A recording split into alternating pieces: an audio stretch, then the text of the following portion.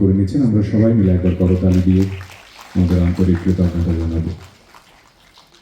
উত্তরীয় পুষ্পস্তবক এবং মহারাজের একটি প্রতিকৃতি, তার নিজের একটি ছবি। এই জুয়েলারির এক কর্মী শ্রী আশিস, তিনি প্রত্যেকের ছবি এঁকেছেন।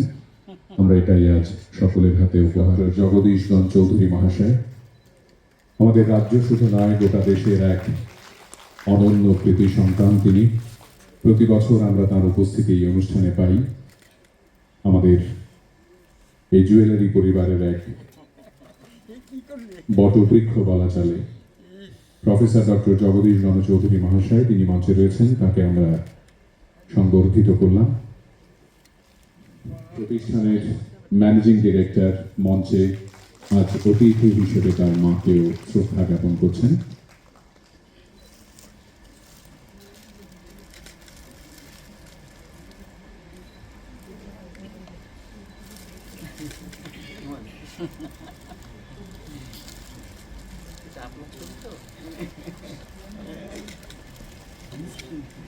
মঞ্চে রয়েছেন জানাচ্ছি, এবং তারও একটি ছবি এঁকেছেন আমাদের কর্মী শ্রী আশিস, তাকে আমরা সেই ছবি উপহার হিসেবে তুলে দেব।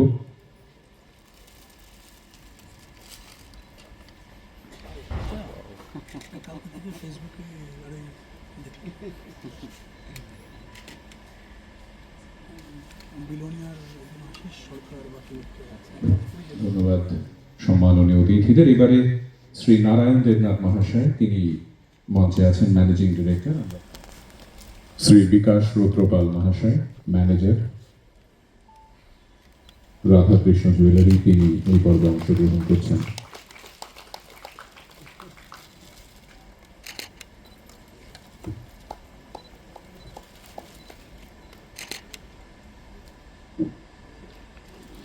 চক্রবর্তী মহাশয়, প্রফেসর ডক্টর জগদীশগণ চৌধুরী, শ্রদ্ধেয়া বীণা দেবনাথ, তারা মিলে প্রতীক প্রজ্বলনে অংশগ্রহণ করছেন।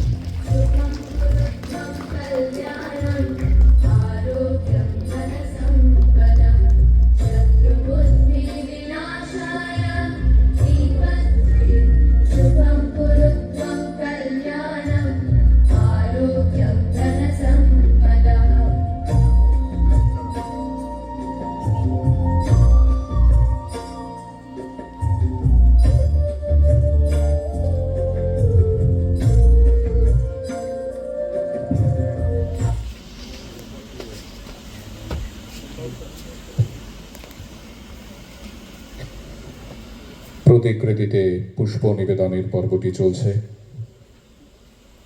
যার হাত ধরে এই প্রতিষ্ঠানের জন্ম, শ্রীযুক্ত রমেশ চন্দ্র দেবনাথ মহাশয়।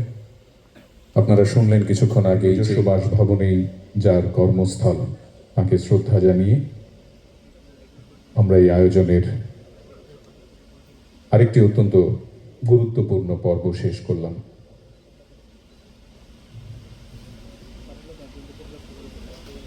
এই পর্বটির পরে পরেই সম্মাননীয় অতিথিরা নিজেদের জায়গায় এলে আমরা প্রত্যেকে দাঁড়িয়ে আমাদের জাতীয় গান বন্দে মাতরম গাইব। সম্মাননীয় অতিথিরা নিজেদের জায়গায়।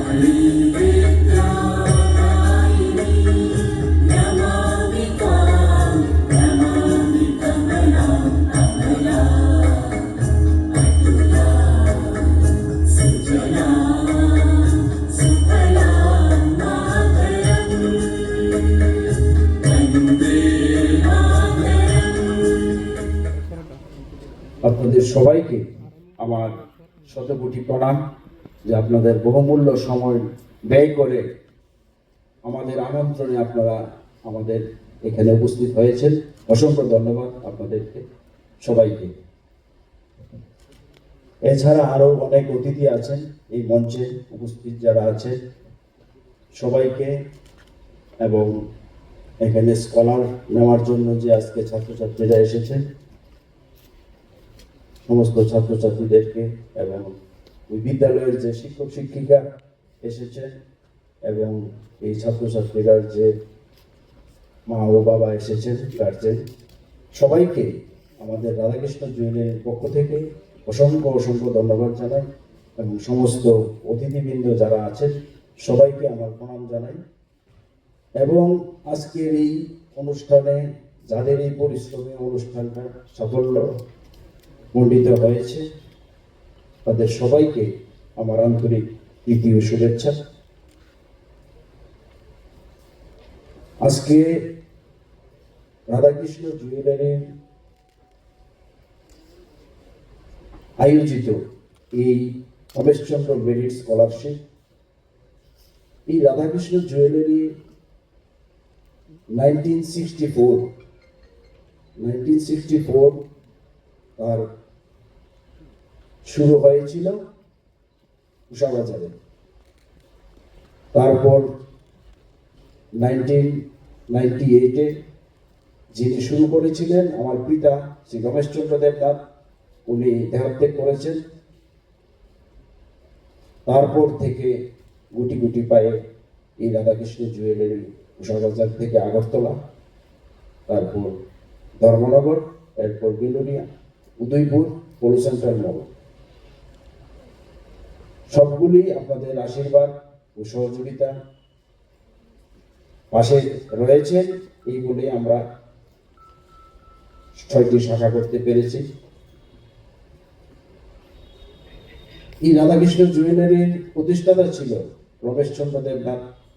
ওনার আদর্শ ছিল যে উনি এলাকার লোকদের কাজ শিখিয়ে ওদেরকে স্বনির্ভর করা। ওনার হাতে কাজ শিখে আজকে ত্রিপুরার মধ্যেও অনেকে কাজ করে চলছে এবং ত্রিপুরার বাইরেও অনেক ওনার শিল্পীরা ওনার কাছ থেকে যারা কাজ শিখে গেছে তারা জীবনযাপন করছে। এই আদর্শকে মাথায় রেখে আমরা জানি যে সেবাই পরম ধর্ম, সেবা পরম ধর্ম, এই কথাটা মাথায় রেখে আমরা রাধাকৃষ্ণ জুয়েলারির যে ফাউন্ডার রমেশচন্দ্র দেবনাথ, ওনার নাম দিয়ে আমরা রমেশচন্দ্র মেরিট স্কলারশিপ উদ্যোগ নিয়েছি। 2024 সালে আমরা এই স্কলারশিপ শুরু করেছিলাম। আজকে তার 3য় বর্ষ পূর্তি হতে চলেছে। এই 3য় বর্ষ পূর্তি হলে আমরা 3 বছরে 50 জন ত্রিপুরা রাজ্যের ছাত্রছাত্রীর হাতে তুলে দেওয়া হবে স্কলারশিপ। এটা শুধুমাত্র আপনাদের আশীর্বাদ এবং আপনাদের ভালোবাসা দিয়ে আমরা করতে পেরেছি, সবার সহযোগিতা। এইভাবে যদি আপনারা আশীর্বাদ করেন অবশ্যই আমরা আরো এটাকে কন্টিনিউ করার চেষ্টা করব এবং তার সংখ্যা আরো বাড়ানোর চেষ্টা করব। এইবার স্কলারশিপ 6টি জেলা থেকে 17টি স্কুল থেকে আমরা এই 20 জন ছাত্রছাত্রীকে বেছে নিয়েছি। তার মধ্যে রয়েছে এসসি, এসটি, ওবিসি, সংখ্যালঘু, সব ধরনের ছাত্র আমরা এখানে সিলেকশন করেছি। এই হচ্ছে আমাদের উদ্যোগ এবং এটাই আমাদের মূল উদ্দেশ্য যে কিভাবে তাদেরকে ছাত্রদের পাশে থেকে যারা আর্থিকভাবে পিছিয়ে পড়েছে এবং খুব ভালো রেজাল্ট করেছে স্কুলে, তাদেরকে আমরা বেছে নিয়েছি। তাদের এই স্কলারশিপের মূল উদ্দেশ্য হচ্ছে তাদেরকে একটা সহযোগিতা করা, তাদের পাশে থাকা এবং তাদেরকে উৎসাহিত করা এই কারণে যাতে তারা ভবিষ্যতে কিছু করতে পারে, তারাও যাতে আবার কিছু হয়ে এরকম স্কলারশিপ আবার তারাও আমাদের স্টেটে চালু করতে পারে। এটাই আমাদের মূল উদ্দেশ্য। স্বামী বিবেকানন্দ বলেছেন যে পৃথিবীতে যখন এসেছো একটা দাগ রেখে যাও। এই ধরনের আরো অনেক কথা আমরা শুনেছি। গীতার সারাংশতেও লেখা আছে যে আমার বলতে কিছু নেই, আমরা যা পেয়েছি এখান থেকেই পেয়েছি, যা দিচ্ছি এখানেই দিচ্ছি, তাহলে হিসাব কেন? আমরা যদি এই সমাজ থেকে নিয়ে থাকি, আমরা যখন এসেছি তখন তো আর কিছু নিয়ে আসিনি। এই সমাজ থেকে যদি আমরা পেয়ে থাকি তাহলে সমাজকে আমাদের সবার কর্তব্য যে আমরা কিছু না কিছু দেওয়ার। এটা আমি মনে করি। এই ভাবনা নিয়েই আমাদের এই উদ্যোগ, যে সমাজ থেকে যখন আমরা নিয়েছি, সমাজকে দেওয়ারও কর্তব্য আমাদের। আর আমরা সবাই যদি সমাজকে কিছু দিই, তবেই এই একটা সুষ্ঠু সমাজ গড়ে উঠবে। আমাদের ভবিষ্যৎ, আমাদের যে নেক্সট জেনারেশন আছে, নেক্সট জেনারেশন ভালোভাবে থাকবে। এই বলেই আমি আমার সংক্ষিপ্ত বক্তব্য শেষ করছি। কারণ এখানে আমাদের মহারাজজি আছে, শুনলাম বেশিক্ষণ থাকবে না মহারাজজি, এই কারণে আমার এখানে মহারাজজিও কিছু বলবে, আমরা শুনবো সবাই। এছাড়া আরো যে বিশেষ অতিথিরা এসছে, সবার মুখ দিয়ে আমরা কিছু শুনতে চাইবো। এই বলেই আমি আমার বক্তব্য শেষ করছি। সবাইকে নমস্কার, ভুল হলে ক্ষমা করবেন। নমস্কার। একটি অরফেন হোমে গেলেন একদিন সকালে। সেখানে দুই ভাইয়ের দায়িত্ব নিল নীলজ্যোতি সেবাশ্রম। সেখানে থেকেই পড়াশোনা শুরু। মা মাসে একবার, কখনো 2 মাসে একবার দেখা করতে আসেন। বর্তমানে মাসিক ভাতা 2000 টাকা যেটা পান, সেটা দিয়েই নিজের মতো করে নিজেকে চালান। বড় ছেলেটি অর্থাৎ রাহুল, রাহুল কি এসছে এখানে? রাহুল আছে? রাহুল আছে। রাহুল দাঁড়াও একবার তুমি। বড় ছেলে রাহুল তার ছোট ভাইকে আশ্রমে পড়াশোনা করিয়েছে। ও নিজে টিআইটিতে ইলেকট্রিক্যাল ইঞ্জিনিয়ারিং নিয়ে পড়াশোনা করছে। আমরা আগে প্রথমে রাহুলের জন্য একবার হাততালি দিই। রাহুল তার ভাইকে প্রত্যেকদিন বলেছে যে পড়াশোনা করতে হবে। দাদার দেখা দেখি ছোট ভাই পড়াশোনায় মন দিয়েছে এবং ছোট ভাই এবছর মাধ্যমিক পরীক্ষায় 88% নম্বর পেয়েছে। অঙ্কে পেয়েছে 96, বিজ্ঞানে পেয়েছে 92। শেষ 15-16 দিন পরীক্ষার আগে একজন গৃহশিক্ষকের কাছে বিনে খরচায় কোচিং নিয়েছে। তাছাড়া বাকি সবটাই দাদা রাহুলের অবদান বলতে পারেন। ছোট ভাই আকাশ টিআইটিতে কম্পিউটার সায়েন্স নিয়ে ভর্তি হয়েছে। আমি বিনম্রভাবে অনুরোধ করব আজকের এই আয়োজনের প্রধান অতিথি স্বামী শুভকরানন্দজি মহারাজ, আপনি দয়া করে তাকে এসে আশীর্বাদ করবেন। আমরা প্রত্যেককে নগদ 15,000 টাকা করে দেওয়ার সামান্য চেষ্টা করছি। সঙ্গে অন্যান্য উপহার সামগ্রী, বই, একটি ব্যাগ। আপনারা সবাই মিলে লঙ্কামুড়া এইচএস স্কুলের ছাত্র আকাশের জন্য আশীর্বাদ করবেন।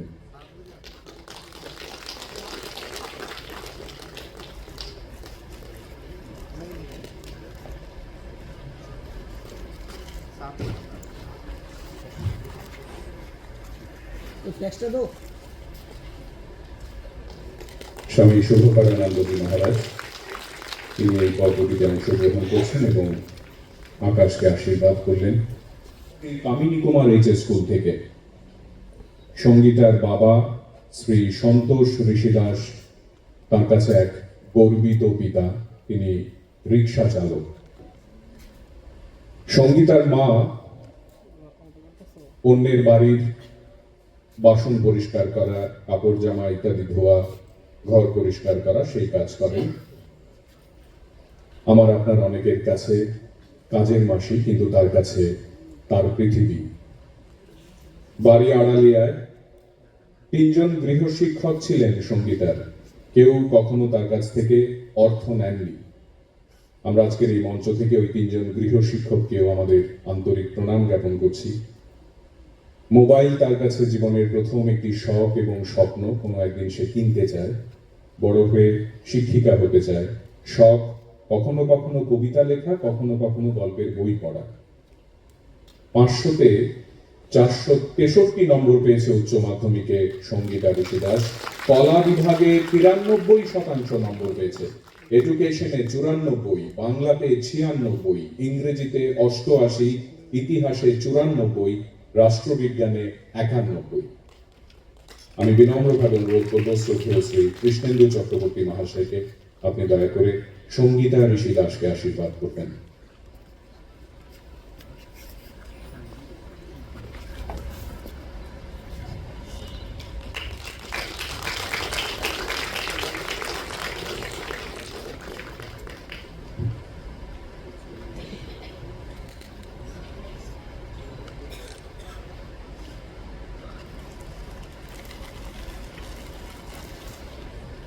এরপরে আমি মঞ্চে ডেকে নেব সায়নিকা দেবনাথকে।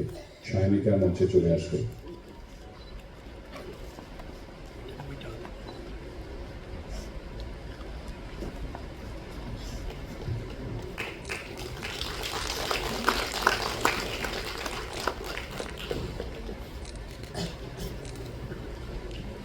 ইংলিশ মিডিয়াম এইচএস স্কুল নলগড়িয়া সে বিদ্যালয়ের ছাত্রী। সায়নিকার একটি শারীরিক অসুবিধে আছে, সে একটানা বেশিক্ষণ হাঁটতে পারে না, কিন্তু কখনোই এই বাধা তার জীবনে বাধা হয়ে দাঁড়ায়নি, কারণ বাবা এবং মায়ের অনুপ্রেরণা।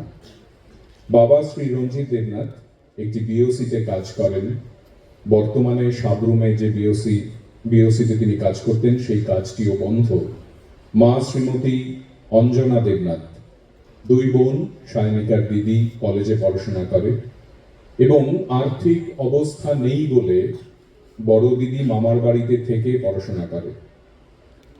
ঘরে পুরনো কালের একটি টিভি সেট তাদের সময় কাটানোর একমাত্র উপায়।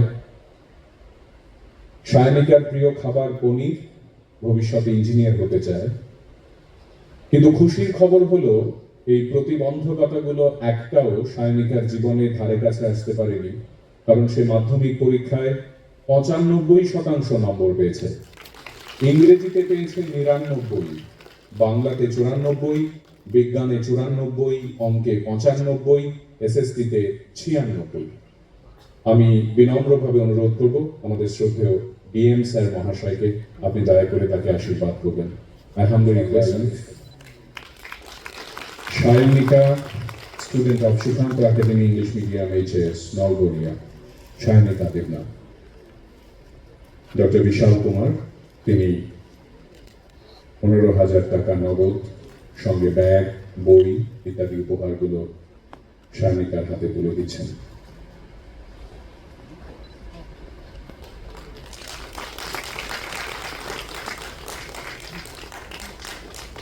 আমরা আবার সংবর্ধনা পর্বে ফিরে আসবো, তবে এখন বিনম্রভাবে অনুরোধ করছেন।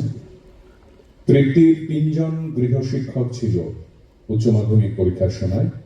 সাইকোলজি তার জীবনের অন্যতম প্রিয় একটি বিষয়। ইতিমধ্যেই গুয়াহাটির, আপনারা জানেন, অত্যন্ত বিখ্যাত কলেজ কটন কলেজে পরীক্ষা দিয়ে সেখানে ভর্তি হয়েছে সাইকোলজি পড়ার জন্য। মা এবং তৃপ্তি তারা দুজনে মিলে এখনো একটি মোবাইল ফোন ব্যবহার করে, অর্থাৎ দুজনের দুটো আলাদা মোবাইল নয়, একটি মোবাইল ফোন। তৃপ্তি ভালোবাসে কবিতা লিখতে, ছবি আঁকতে পছন্দ করে, সাদা তার প্রিয় রং। ভবিষ্যতে ফরেনসিক সাইকোলজি নিয়ে পড়াশোনা করতে চায়, পিএইচডি করতে চায়। সারা রাজ্যে উচ্চ মাধ্যমিক পরীক্ষায় এবছর পান সুপারি বিক্রি করা বাবার মেয়ে তৃপ্তি রাজ্যে 2য় স্থান দখল করেছে। 98% নম্বর পেয়েছে। ইতিহাসে পেয়েছে 98, ভূগোলে 100-তে 100, ইংরেজিতে পেয়েছে 94, সাইকোলজিতে 99, রাষ্ট্রবিজ্ঞানে 99। আপনারা সবাই মিলে আরেকবার তৃপ্তির জন্য হাত তালি দেবেন। আমি অনুরোধ করব শ্রদ্ধেয় আমাদের সকলের প্রণম্য শিক্ষক, বরেণ্য শিক্ষাবিদ প্রফেসর ডক্টর জগদীশ গণ চৌধুরী মহাশয়কে, আপনি দয়া করে তৃপ্তিকে আশীর্বাদ করবেন।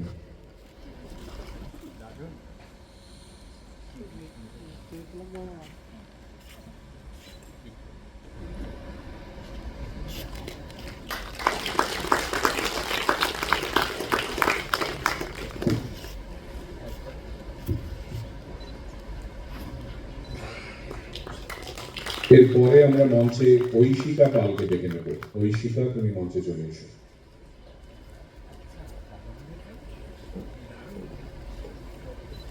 $15,000 টাকা নগদ, একটি স্কুল ব্যাগ, স্বামীজির বই, স্মারক উপহার ইত্যাদি আমরা তুলে দিচ্ছি আজ ছাত্রছাত্রীদের হাতে। মঞ্চে আসবে এবারে ঐশিকা পাল।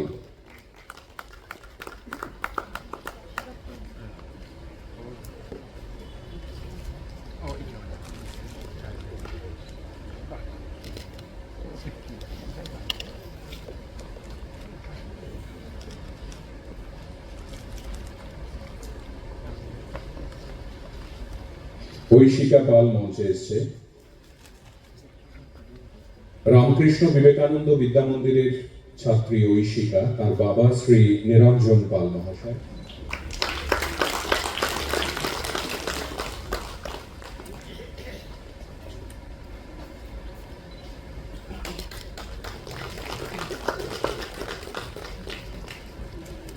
এরপরে আমি কৌশালীকে মঞ্চ অনুরোধ করবো, কৌশালী রায়।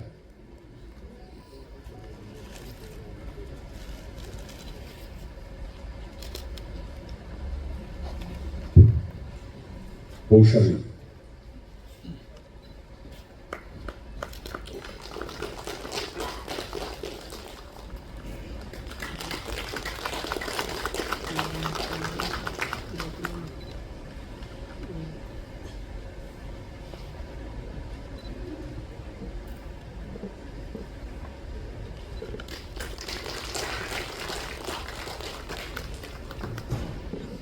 এরপরে আমরা মঞ্চে ডেকে নেব জিনা বিশ্বাসকে।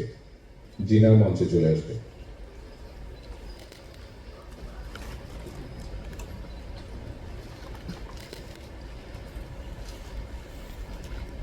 এর পরের পুরস্কারটি আমাদের শ্রদ্ধেয় ডিএম স্যার মহাশয় তিনি তুলে দেবেন, তবে তার আগে জিনার কাহিনী আমরা শুনব। শ্রদ্ধেয় শ্রী কৃষ্ণেন্দু চক্রবর্তী মহাশয় তিনি কৌশালীর হাতে নগদ 15,000 টাকা সঙ্গে উপহার সামগ্রী।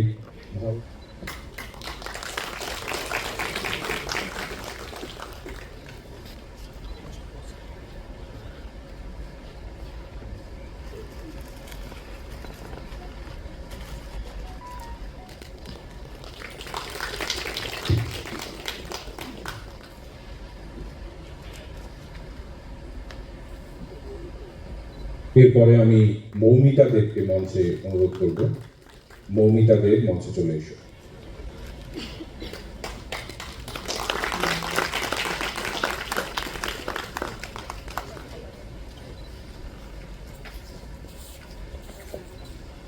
শ্রদ্ধেয় সঞ্জয় পাল মহাশয় চেয়ারম্যান ভূপেন্দ্র চন্দ্র দত্ত ভৌমিক ট্রাস্ট তিনি এই আদর এবং ভালোবাসার উপহার তুলে দিলেন। তাদের পরিশ্রম, তাদের অধ্যবসায় এবং তাদের স্বপ্ন ভরা দুটো চোখ আপনাদের সামনে হাজির করছে রাধাকৃষ্ণ জুয়েলারি।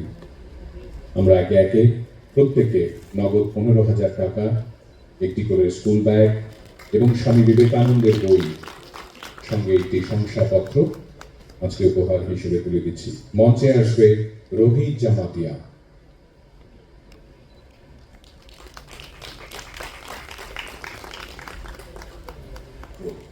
বাবা শ্রী জগৎ কিশোর জামাতিয়া রাবার বাগানে রাবার সংগ্রহ করেন প্রত্যেক দিন, অবশ্যই নিজের বাগান নন। মা শ্রীমতী উত্তম কুমারী জামাতিয়া দুই সন্তানকে মানুষ করার স্বপ্নে বিভ্রাল। ছোট ভাই ক্লাস 8-এ পড়ে। রোহিত হোস্টেলে থেকে পড়াশোনা করে। মাধ্যমিকে কোনো টিউশন ছিল না তার, একা একা নিজে স্কুলের শিক্ষকদের কাছ থেকে যতটা পড়াশোনা করতে পারে ততটাই করেছে। ফুটবল খেলতে পছন্দ করে, তার সবচেয়ে প্রিয় খাবারের নাম বাঁশকুড়ুল। গান গাইতে পছন্দ করে, ছবি আঁকতে ভালোবাসে, নীল তার প্রিয় রং। এবং এই ছেলেটি নিজে একা হোস্টেলে থেকে রাবার সংগ্রহ করে প্রতিদিন। যে বাবা, সেই বাবাকে গিয়ে মাধ্যমিকের রেজাল্ট যখন বলেছে তখন বাবা বলেছে এত নম্বর দিয়ে কি হবে। রোহিত 65% নম্বর পেয়ে প্রথম বিভাগে পাশ করেছে এবং ভবিষ্যতে ইঞ্জিনিয়ারিং নিয়ে পড়তে যায়। ও একাদশ শ্রেণীতে পড়ে, একা একাই পড়াশোনা করছে। আমরা সবাই মিলে তাকে আমাদের আন্তরিক ভালোবাসা জানাই। আমি অনুরোধ করব শ্রী রতন কান্ত রায় মহাশয়, জেনারেল সেক্রেটারি সদর রুরাল ডিস্ট্রিক্ট কমিটি, এবং হরিদুলাল আচার্য মহাশয়, ভাইস প্রেসিডেন্ট সদর রুরাল ডিস্ট্রিক্ট কমিটি।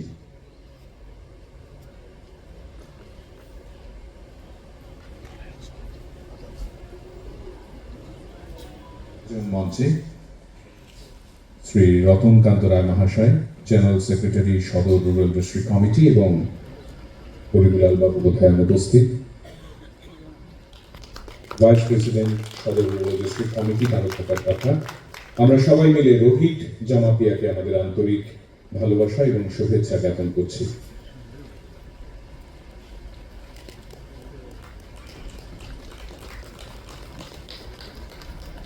নগদ 15,000 টাকা, সঙ্গে স্বামী বিবেকানন্দের বই এবং অন্যান্য উপহারগুলো আমরা তুলে দিচ্ছি। এরপরে সুদীপ দত্ত। সুদীপ, তুমি চলে এসো তাড়াতাড়ি।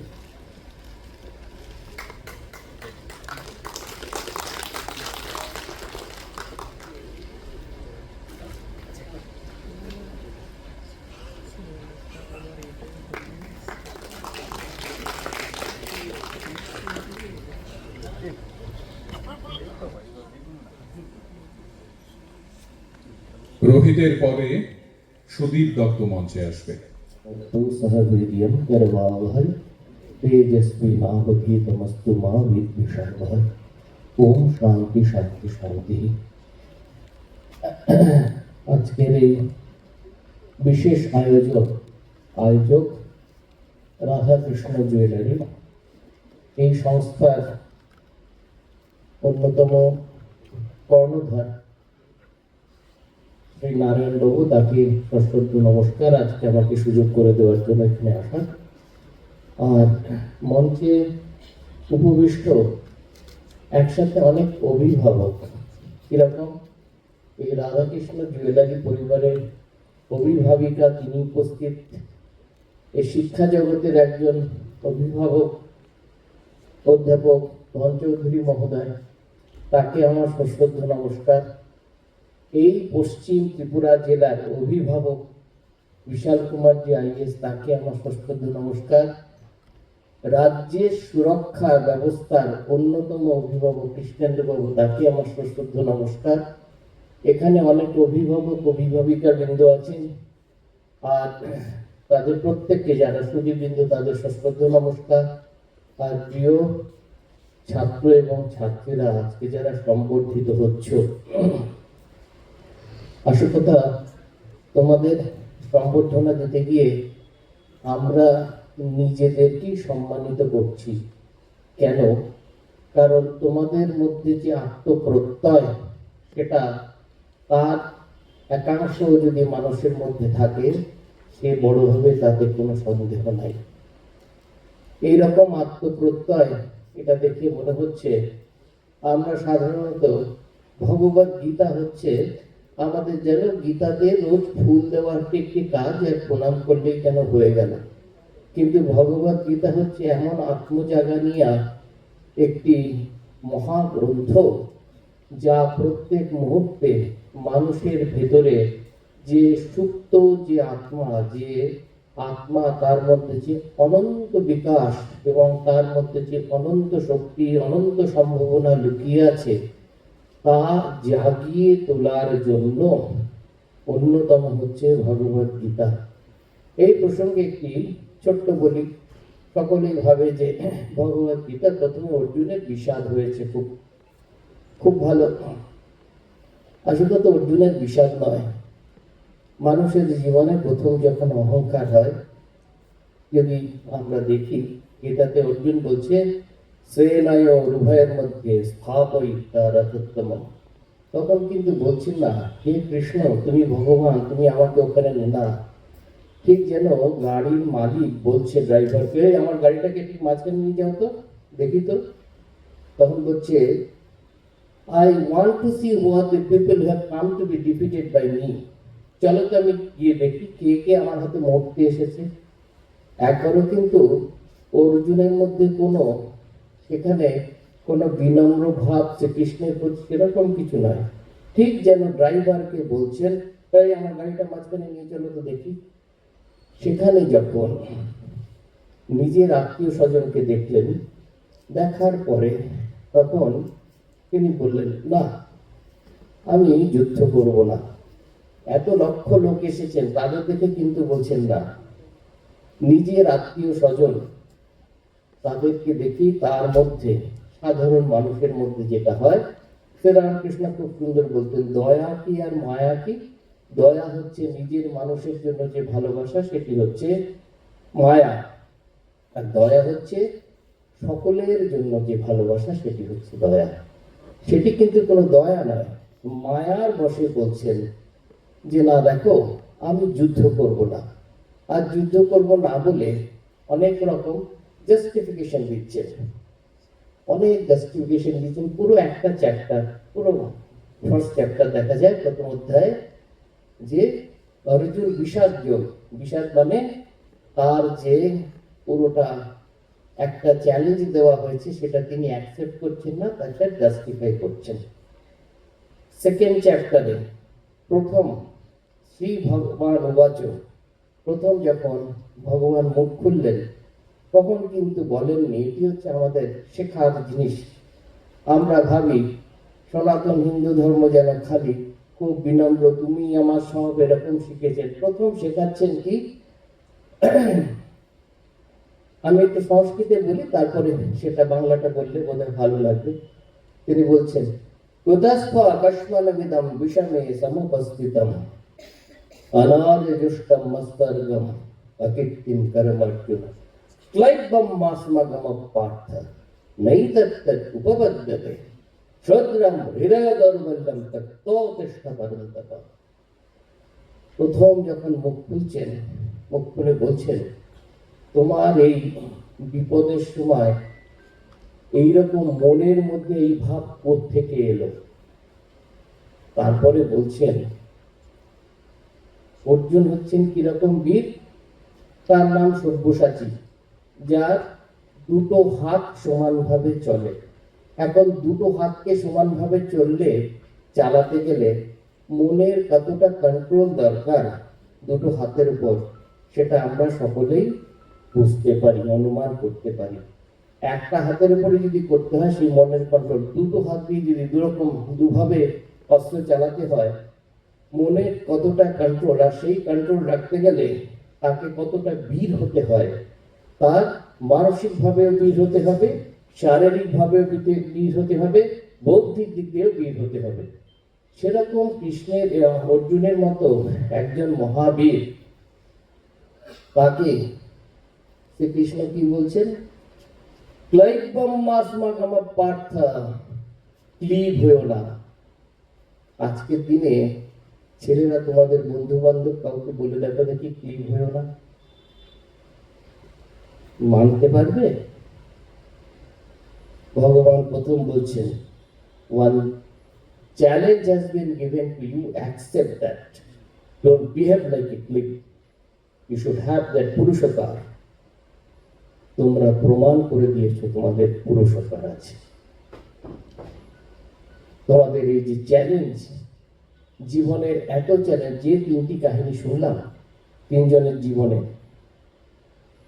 তারা জীবন সংগ্রামে, মহাভারত কেন আমাদের জীবনে, ভারতবাসীর জীবন থেকে মহাভারত রামায়ণ বাদ দিলে তার জীবনের কোনো ভ্যালু সিস্টেমই থাকে না।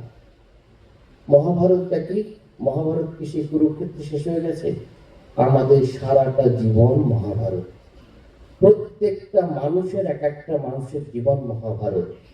কিরকম? সেই জন্যই বলে যা নেই ভারতে তা নেই ভারতে।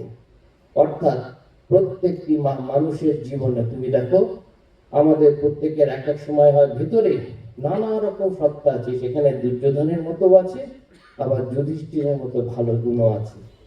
সেখানে ভীষ্ম পিতামহর মতো একদম বিব্রত হয়ে থাকার মতো অবস্থাও আছে, যখন দেখছে অনেক কিছু হচ্ছে কিছু বলতে পারছে না, সেরকম অবস্থাও আছে।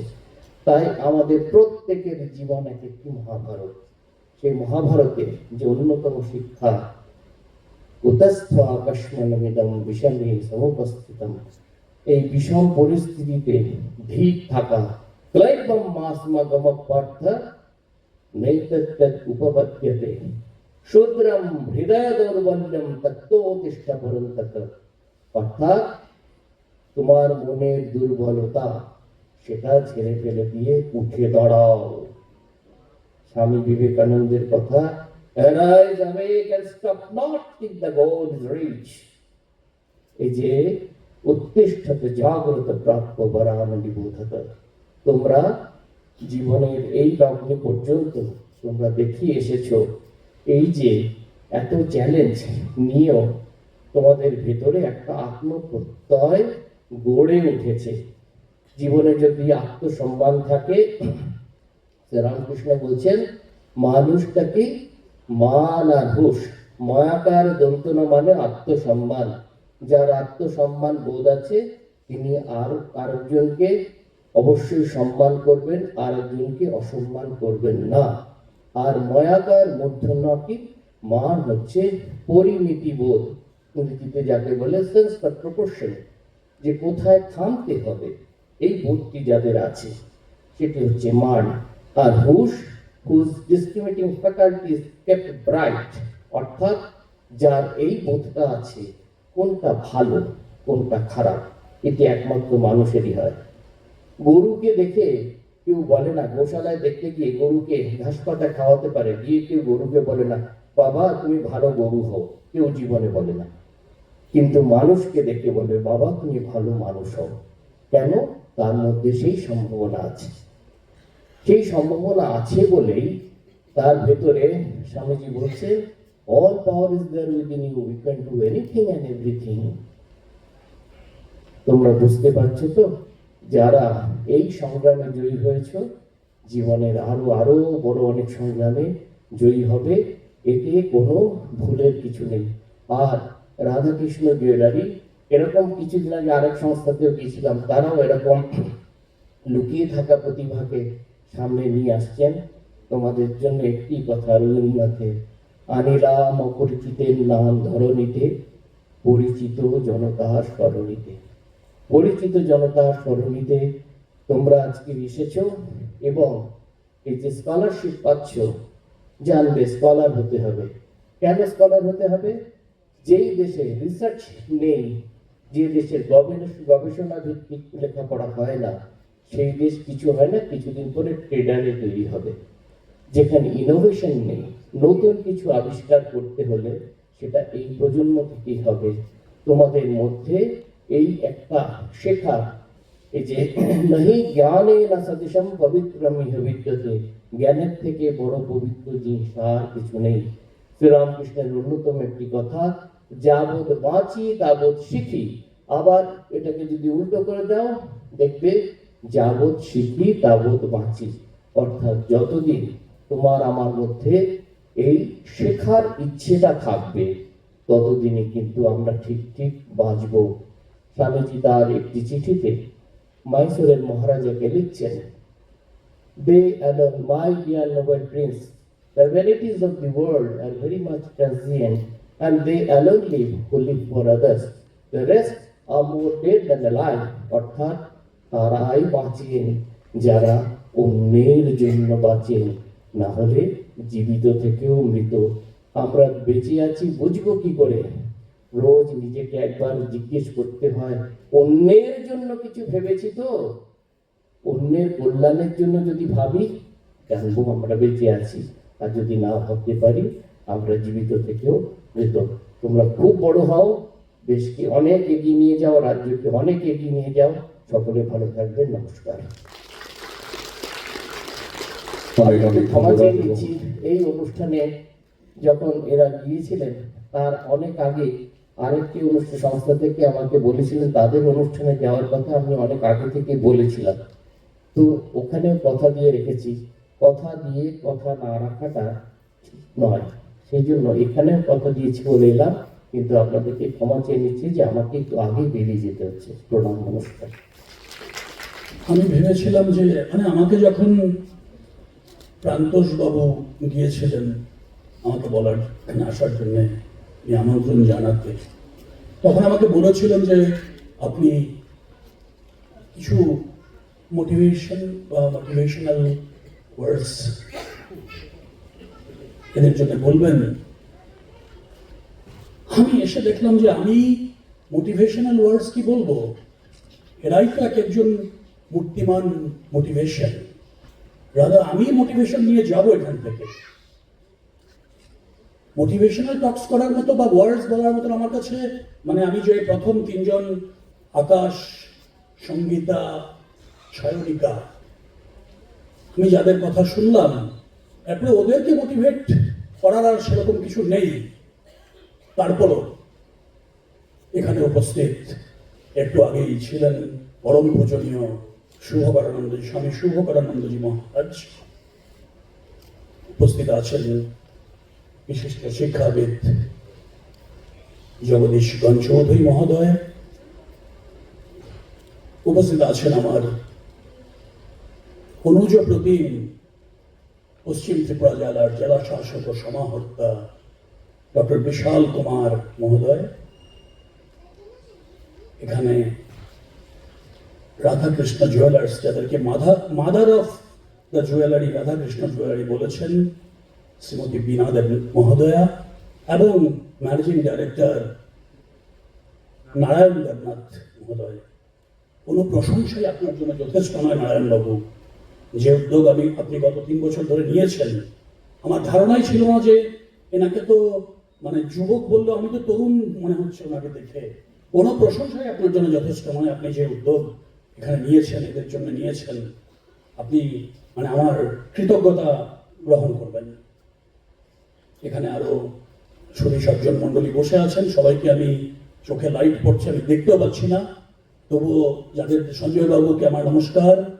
আমি ডাক্তার প্রথিত রসা চিকিৎসক ডাক্তার সুনীল ধর মহোদয় এখানে আছেন, ওনাকে আমি কাকু বলে ডাকি, কাকু আমার প্রণাম নেবেন। বাকি সবাইকে আমার আন্তরিক নমস্কার এবং শুভ সন্ধ্যা।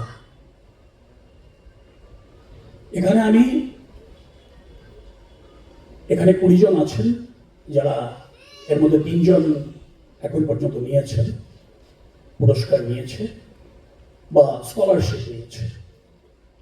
10 জন যারা মাধ্যমিক পাশ করেছে, আর 10 জন যারা এবার উচ্চ মাধ্যমিক বা 12 স্ট্যান্ডার্ড পাশ করবে।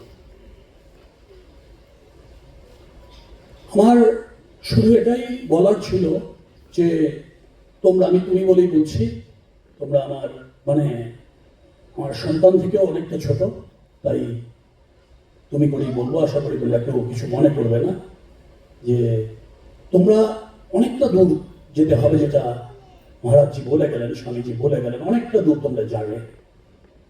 যাওয়ার পথে অনেক বাধা বিপত্তি আসতেই পারে। যে ইস্পাত কঠিন মানসিকতা তোমরা দেখিয়েছ, আমি নিশ্চিত যে কোনো বাধা বিপত্তি তোমাদের আটকাতে পারবে না। তারপরেও অনেক সময় আমাদের জীবনে কিছু বাধা আসে, বিপত্তি আসে, কিন্তু সেটাকে অতিক্রম করে উত্তরণ করে এগিয়ে যাওয়া, আমি বিশ্বাস করি তোমরা সেই তোমাদের মধ্যে ওই এলিমেন্ট আছে, যাকে মেটাল বলে, সেই মেটাল তোমাদের মধ্যে আছে, তোমরা নিশ্চয়ই পারবে। মহারাজজি বলে গেছিলেন, arise, awake and stop not, the goal is till the goal is reached. আমি তোমাদের ছোট্ট একটা অ্যানেকডোট বলবো, খুব বেশি সময় আমি নেব না। আমি একটা অ্যানেকডোট তোমাদের বলছি, সত্যি ঘটনা যেটা। আমি দেখলাম যে বইগুলো তোমাদের দেওয়া হয়েছে, স্বামী বিবেকানন্দের উপরে বই দিয়েছেন রাধাকৃষ্ণ জুয়েলার্স। আমি ভেবে এসেছিলাম যে আমি 1-2 কথা স্বামী বিবেকানন্দের ব্যাপার বা স্বামী বিবেকানন্দ নিয়ে আমার কিছু বলার নেই, আমি একটা ঘটনার কথা তোমাদের বলবো। তোমরা যারা এখানে ছোট আছো, এখন খুবই ছোট, তোমরা জানবে না বা এখন চিনবেই না, হয়তো বা তোমরা চিনতে পারো। ওনার নাম ক্রিকেটার, ওনার নাম হচ্ছে নবজোত সিং সিধু। এখানে যারা সিনিয়র আছেন ওরা জানবেন, আর তোমরা ওনাকে জানতে পারো হয়তো বা যারা ছোট, তোমরা যারা স্কলারশিপ পেলে তোমরা জানতে পারো যে উনি হয়তো বা এই কপিল শোতে আসেন বা কমেন্টেটর। আমার খেলা তো তোমরা দেখোনি, আমরা দেখেছি। নবজোত সিং সিধু 1983-84-এ আত্মপ্রকাশ করেছিলেন। ওনার বাবা ছিলেন পাঞ্জাবের অ্যাডভোকেট জেনারেল। এই নবজোত সিং সিধুকে আমি নিজে বলতে শুনেছি, আমি একটু ক্রিকেট পাগল লোক, তাই আমি বলতে শুনেছি। ফার্স্ট টেস্টের পর, যেটা চেন্নাইতে যেটা খেলা হয়েছিল, তারপর তখন মাদ্রাজ, তখন একদমই খুবই দৈন্য দশায় উনি মানে ভালো খেলতে পারেননি এবং যথারীতি এক দুটো টেস্ট খেলে উনি চলে গেলেন, আর দেখা মিলল না। যে টেস্টে সুনীল গাভাস্কার মানে 236 নট আউট করেছিলেন ওনার জীবনের সর্বোচ্চ রান, ও চলে গেলেন নবজোৎ সিং সিধু। এরকম অনেক ক্রিকেটারই আসে, এক দুটো ম্যাচ খেলে চলে যায় আর পরে আর ফেরত আসে না। কয়েক বছর পরে সিধু ফেরত আসলেন, and a completely a new Sidhu. আসার পর যখন উনি একটা ইন্টারভিউ দিয়েছিলেন, সেই ইন্টারভিউটা শুধু আমি টিভিতে বসে দেখিনি, আমি সেখানে উপস্থিত ছিলাম। যে কোনো কারণেই হোক ওই ইন্টারভিউয়ের সময় আমি উপস্থিত ছিলাম। উনি বলছিলেন যে এই যে 4-5 বছর উনার তেমন কিছু স্কিল সেট আছে তো খেলতে গেলে, উনি মূলত ওপেনিং ব্যাটসম্যান ছিলেন, ওনার স্কিলে কোনো চেঞ্জ করতে হয়নি, ওনার চেঞ্জ করতে হয়েছে মানসিকতায়, সাইকোলজিক্যালি অ্যান্ড মেন্টালি। উনি তখন একটা কথা বলেছিলেন যে আমি এই 4-5 বছরে the complete works of Swami Vivekananda, অদ্বৈত আশ্রম থেকে এটা 9 ভলিউমে আছে, complete works of Swami Vivekananda আমি পড়তাম। এই 4-5 বছর শুধু আমি আমার নিজেকে মেন্টালি গড়ে তোলার জন্য, psychologically, cricket is more of A psychological game, আমি গড়ে তোলার জন্য আমি the complete works of Swami Vivekananda পড়েছি। আমার আর কোনো মোটিভেশনের দরকার হয়নি। আমরা অনেকে ট্যাডেক্স আছে না, ট্যাডেক্স শুনেছো তো তোমরা? ট্যাডেক্স বা অন্যান্য মোটিভেশনাল টক্স, যেটা আমাকে প্রান্তোষ বাবু বলেছিলেন আপনি যদি একটা মোটিভেশনাল ওয়ার্ডস বলবেন না। কমপ্লিট ওয়ার্কস অফ স্বামী বিবেকানন্দের মধ্যে আমি জানি এটা তোমাদের পক্ষে এক্ষুনি, এটার মধ্যে অনেক বড় অনেক কিছু থিওরিজ আছে, থিওলজি আছে, শুধু যেটার মধ্যে ওনার লেটার্স অ্যান্ড লেকচার্স আছে, সেই ভলিউমটা যদি কখনো সুযোগ করে পড়তে পারো বা সেটাকে যদি হাতে রাখতে পারো, তোমার জীবনে মোটিভেশনের কোনো অভাব হবে না। I can say that you will never get lack of motivation. কোনোদিন মোটিভেশন হারাবে না তোমরা। The complete works of Swami Vivekananda. আর যেটা বলেই কথাটা শুরু করেছিলাম আমি, যে অনেক কিছুই আছে আমাদের, আমরা ওই যে বললাম আসবে ইম্পেডিমেন্টস, হিন্ড্রেন্স, তোমরা অলরেডি অনেক কিছুই নিয়ে তোমরা বেরিয়ে গেছো, বাট সামনে আরো বড় পরীক্ষা আছে। যারা মাধ্যমিক পাস করেছো তারা আগামী 2 বছর তোমাদের ফোকাসড আর থাকতে হবে তোমাদের। আর যারা 12 এবার পাস করে ফেলবে বা 12 থেকে বেরিয়ে যাচ্ছ, তোমরা the life is calling you, the beckoning call, life, জীবন তোমাদের কল দিচ্ছে, দিস দ্য মানে যে ডাক দিচ্ছে সে ডাকে তোমরা রেসপন্ড করবে। It does not matter, please remember, it does not matter how hard you fall, what matters is how first you get up and move ahead. It does not matter how hard you fall. What matters is how quick you get up and move ahead. You have to move ahead. মহারাজজি বলে গেছেন, আমি সেটাকে আরেকটু বলছি, যে when you think for the nation, remember that nation first. Your nation first, always first. যে যুদ্ধ তোমরা করে এসছো, সেরকম যদি কিছু যোদ্ধা এই ভারতবর্ষ পায়, এরকম যদি কিছু যোদ্ধা আমার ত্রিপুরা পায়, রেস্ট অ্যাসিওর্ড আমাদের কোনো চিন্তা নেই। আমার অনেক অনেক আশীর্বাদ তোমাদের জন্য রইল। তোমরা march ahead and achieve, chase your dream big but work hard, chase your dream and work hard to reach your dream. তোমরা সবাই খুব ভালো থাকবে, আমার অনেক আশীর্বাদ রইল। অনেক অনেক ধন্যবাদ আপনাকে, অনেক অনেক কৃতজ্ঞতা শ্রদ্ধেয় শ্রী स्वामी शुभाकानंद महाराज जी, respected IGP Shri Krishnendu Chakravarti sir, respected Dr. Jagdish Karn Chaudhary, renowned educationist, respected Srimati Meena Devnath ma'am, the mother of Radha Krishna Jewelry, Shri Narayan Devnath ji, Managing Director, Radha Krishna Jewelry, respected dignitaries,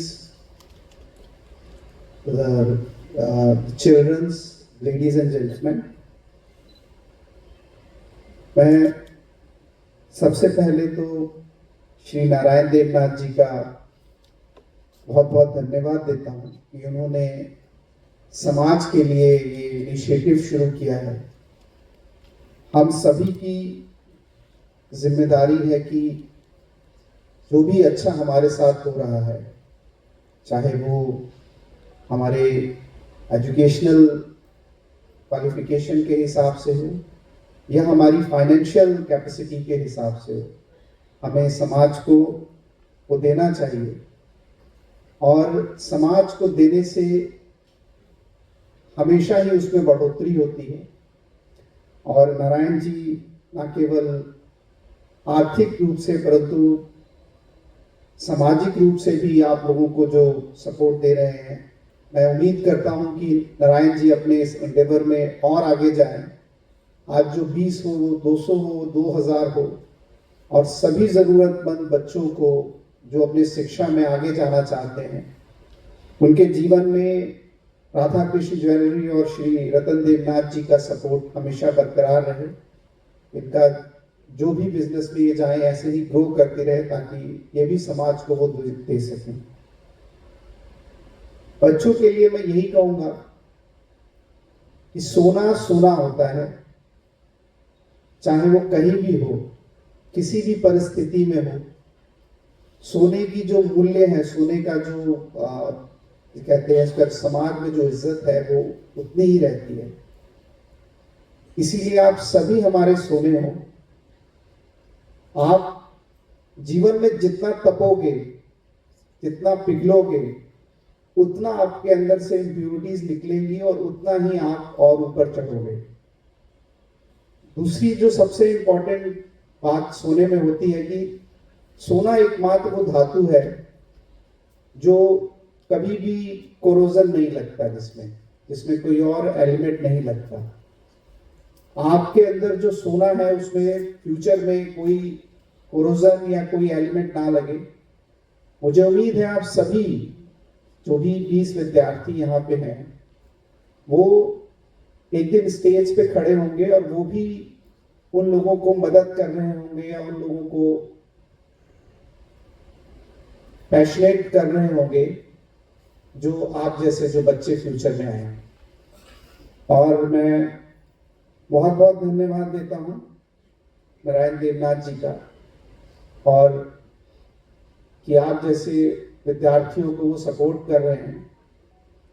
और मैं उम्मीद करता हूँ कि आप सभी अपने जीवन में जो भी पाना चाहेंगे वो आप जरूर पाएंगे। जहाँ भी हमारी सहायता की जरूरत होगी, हमारी तरफ से व्यक्तिगत रूप से भी अगर मैं किसी काम आऊँ तो मैं जरूर ये कोशिश करूँगा। तो बहुत बहुत धन्यवाद आप सभी।